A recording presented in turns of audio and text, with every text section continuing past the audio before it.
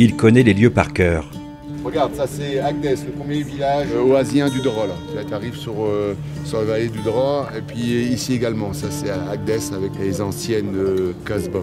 Comment dire, c'est le piémont de l'Atlas. Là, tu vois l'Atlas avec les montagnes enneigées. Donc là, tu as un des rares grands fleuves au Sahara qui s'écoule sur, comme ça, 800 km jusqu'à l'océan Atlantique. Car Francis Tack n'est vraiment pas un touriste comme les autres. À 62 ans, il a visité presque tous les déserts du monde. Très tôt, j'ai eu la passion du voyage. Je suis parti en Tunisie et en Égypte en autostop que j'avais pas 20 ans. Mais c'est les 2 ans que j'ai passé au Maroc en tant que coopérant qui m'ont donné le virus des sables en fait, le virus des dunes. Alors regarde, là tu aperçois Agdès avec la fumée.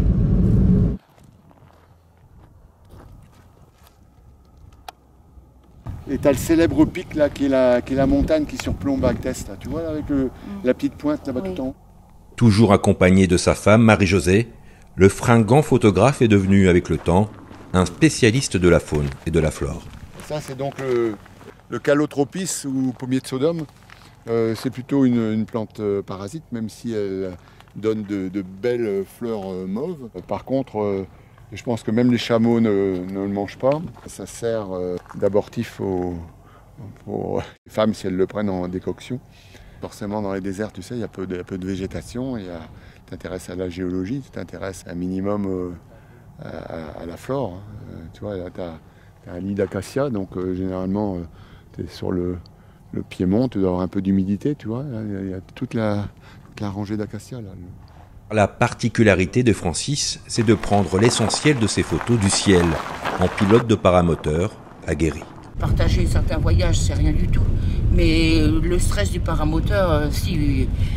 Parce qu'au Brésil, il est tombé quand même de 100 mètres de haut en quelques secondes. Donc je l'ai photographié qui tombait.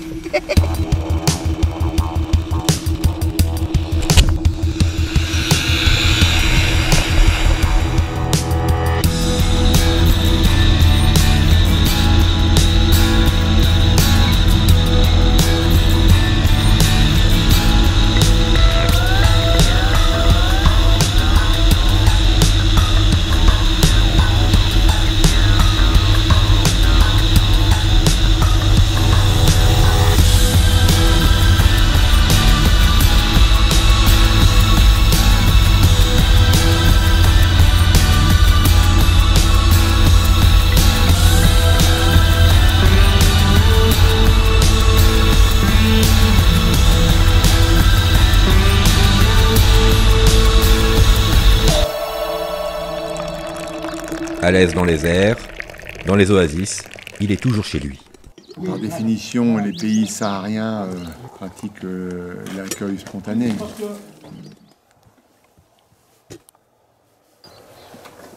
Allez, on est prêt après ça à traverser le désert. Ouais.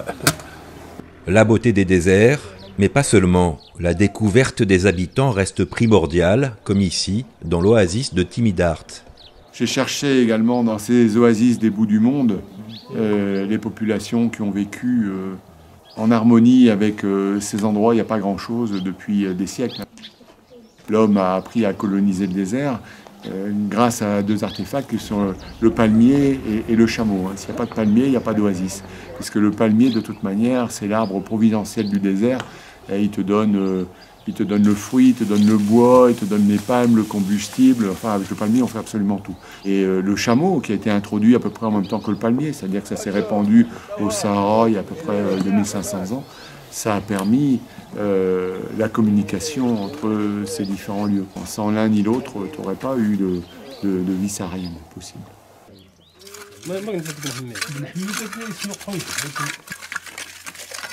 Et après, avec la paille, l'eau, ça glisse.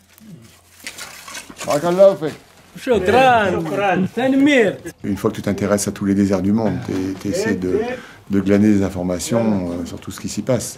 Tu ne peux pas t'intéresser par exemple au Sahara et aux oasis du Sahara algérien sans connaître par exemple le parcours des caravanes, parce que le parcours des caravanes c'est du 8e siècle jusqu'au début du 20e. Là on est dans le Ksar de Timidart. Bon, on voit bien qu'il y a une présence de l'homme depuis des siècles. Là on va donc entrer. Dans cette mosquée centenaire, ce puits de science s'abreuve d'histoire. C'est vraiment superbe comme architecture. Comment dire, on a un instant de poésie. Entrer dans un endroit comme ça, c'est beau, c'est conservé, c'est les populations sahariennes qui ont vécu isolées pendant des siècles. C'est un moment sacré. Auteur de plusieurs ouvrages sur les déserts mondiaux, Francis Tack vient de publier un nouveau livre consacré aux oasis pour lequel il a parcouru plus de 30 pays en 6 ans. En fait, si tu veux, je suis l'auteur d'un livre qui s'appelle Dune, qui est le panorama mondial des sables. Mais pas seulement au niveau photographique, c'est l'explication géologique, physique du sable. Et il y a un autre ouvrage qui s'appelle Rouge désert, c'est plutôt la couleur au désert, c'est plus un prétexte photographique. Et celui-ci qui est aussi un beau livre, mais avec aussi une didactique liée aux oasis, c'est-à-dire l'eau au désert. Donc de manière globale, si on prend la géographie, on continue une ligne à travers le Sahara qui passe par l'Arabie, l'Iran, l'Ouzbékistan et qui arrive dans les déserts chinois. D'accord ? Donc ça c'est la continuité, c'est ce qu'on appelle la diagonale aride.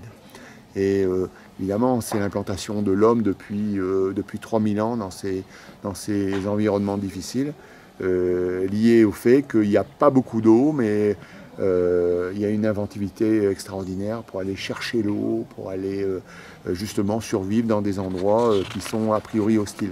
En fait, l'économie oasienne est totalement autonome. Un peu d'eau, un palmier dattier, et puis ça suffit pour survivre pendant des siècles. C'est un système qui s'entretient naturellement. Maintenant,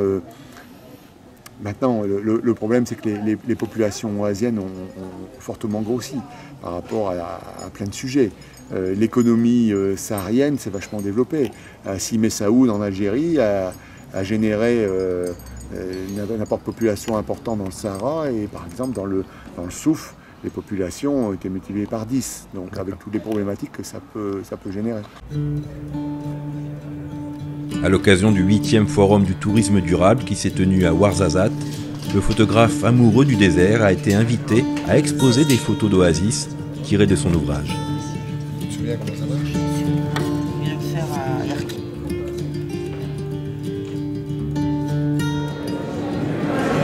Bonjour messieurs, comment ça va, cocher la base ?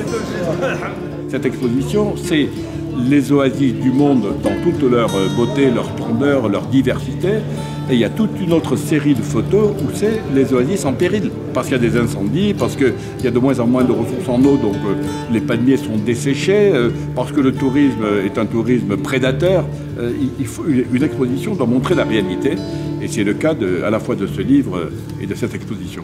Ça, c'est l'anti-atlas. L'anti-atlas, c'est entre Ticine, on va dire, et puis... Prochaine exploration aérienne pour l'insatiable aventurier, le Yémen et ses tribus résiduelles de l'Hadramaout. Arrête là, arrête.